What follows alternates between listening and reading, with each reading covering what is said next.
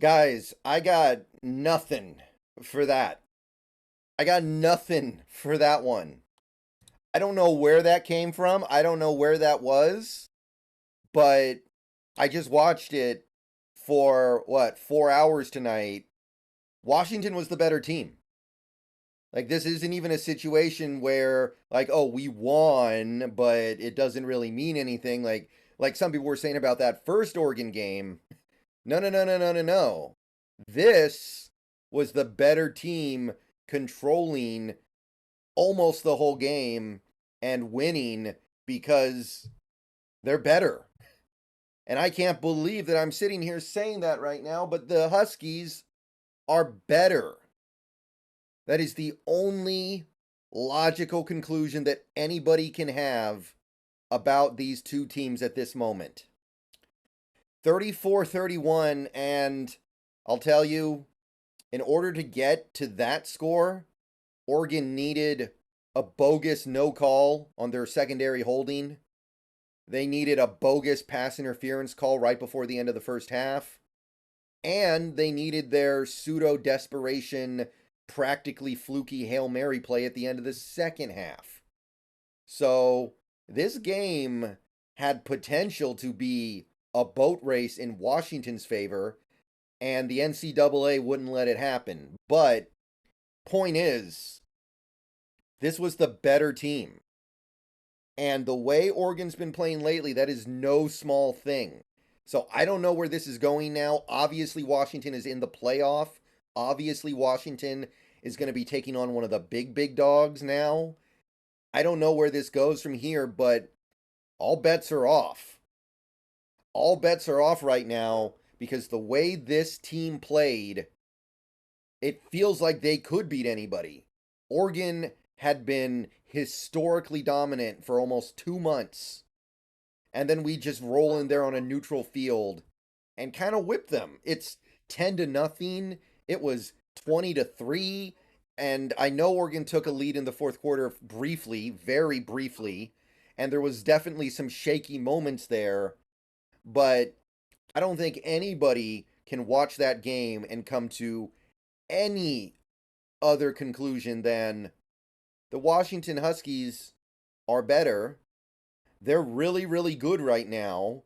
And suddenly it seems like you could go win a game against a team like Alabama or Texas or Ohio State or Michigan.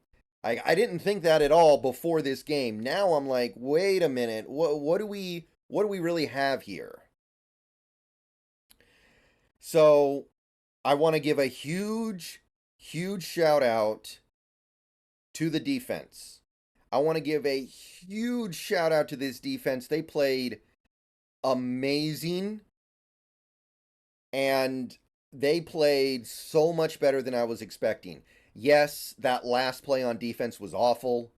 Yeah, you gave up some stuff that you shouldn't have given up, like Braylon Trice jumping up, getting up in the air on Bo Nix, and Nix takes off for a 40-yard run.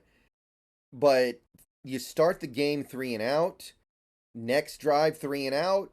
You get a 3 and out in the second quarter. You get a 3 and out in the fourth quarter with the game on the line. You get a turnover to negate your own turnover on the previous play. Like this defense, I don't know what happened today, but they played, and I understand they gave up 31 points. People are going to look at that and go like, oh, that's not that great. No, it was great. The tackling was mostly good. The defensive play calling was mostly good until they went prevent right at the end there.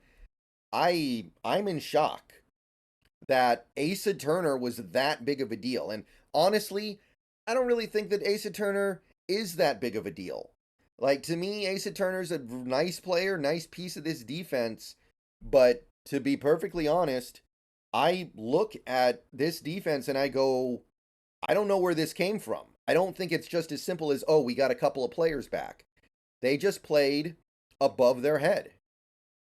And at this point, I guess we just have to kind of conclude that Washington only does what they need to do to win any one particular game. Like, they play Stanford, they give up 33 points. They get boat raced by Stanford defensively. They look awful. But then they play this game, and Oregon probably hasn't had a worse game offensively this year since, I don't know, the Texas Tech game. Like, they had a turnover. They actually had a sack or two on Bo Nix, which never happens. Bo Nix threw a pick. They went 3 and out like 4 times in this game. One of their touchdowns was because of the refs. I can't believe it. So, huge shout out to this defense. Obviously, like I said, that last play was a disaster. But I think the defense played a masterful game. I don't know where that came from. It was like it was like they came out of that locker room a different unit than the unit we've seen all year.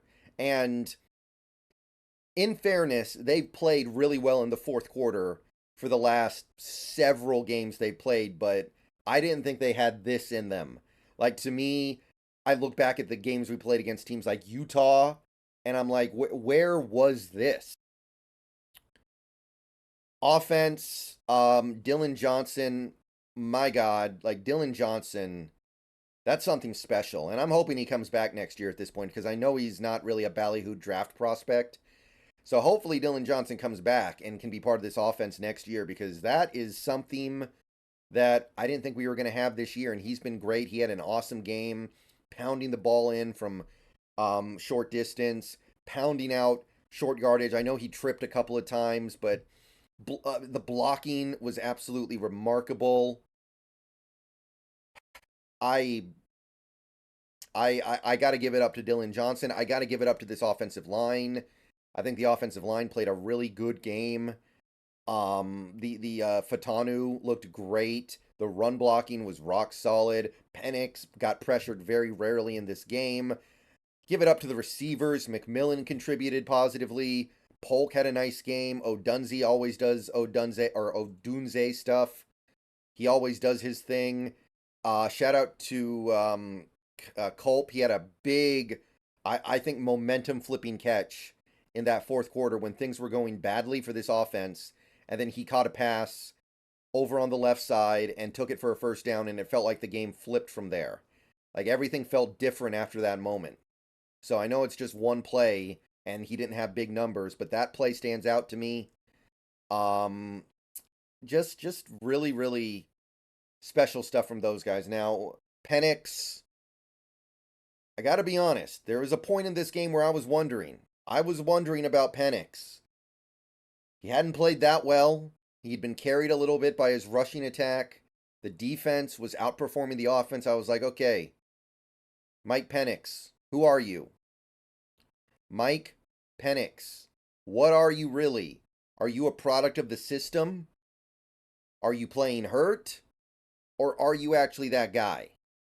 He made some big plays in that fourth quarter. And I still don't know what he is really. I'm still a little bit, it's hard to untangle all this. But to be perfectly honest, we're good right now. Like I know it wasn't monster numbers. I know it wasn't monster performance. I know that it wasn't everything we wanted it to be. The pick was bad. He made some other really bad decisions, like the fourth down, not feeling the pressure behind him. But he came through with several big plays at the end to reclaim the lead and then give us the lead for good.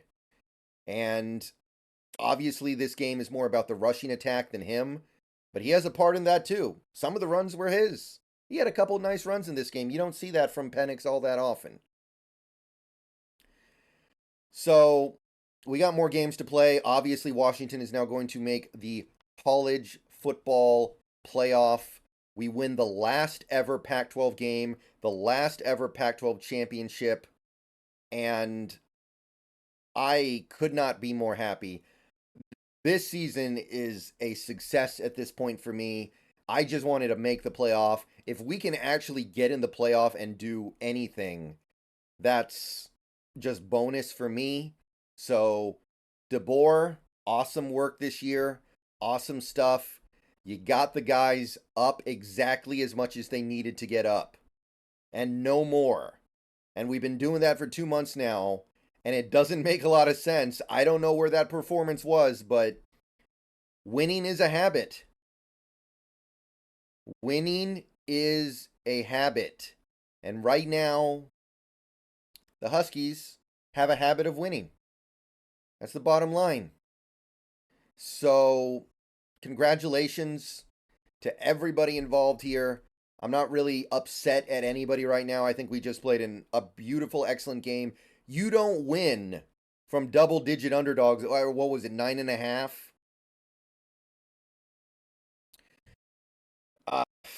Whew.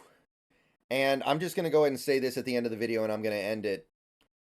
I think we just got to accept that this team is going to just do whatever they need to do to win and not a heck of a lot else.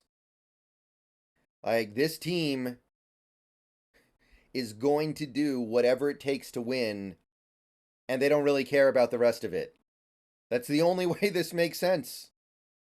Because this team barely beats Utah, Oregon State, Washington State, Arizona State, Stanford, and then you kind of dominate Oregon. I know we only won by 3, but we dominated that game. I don't care what the score says. At that point, you just got to give it to them and say, hey, you guys are, I guess, just always going to do whatever it takes to win and nothing else. It's a skill. So long, Pac-12. So long, Oregon Ducks. I know we'll play you again at some point. But this was a beautiful way to end the rivalry. This was a beautiful way to end the conference. I am amazed at the way we played tonight. And I just have to say, this was a privilege. Tonight was a privilege. I went into this game fully ready for bad things to happen. And there were no bad things. All right. I'll see you guys later. Bow down to Washington. We've got more games to play, more stuff to do. Pac-12 champions for the final time.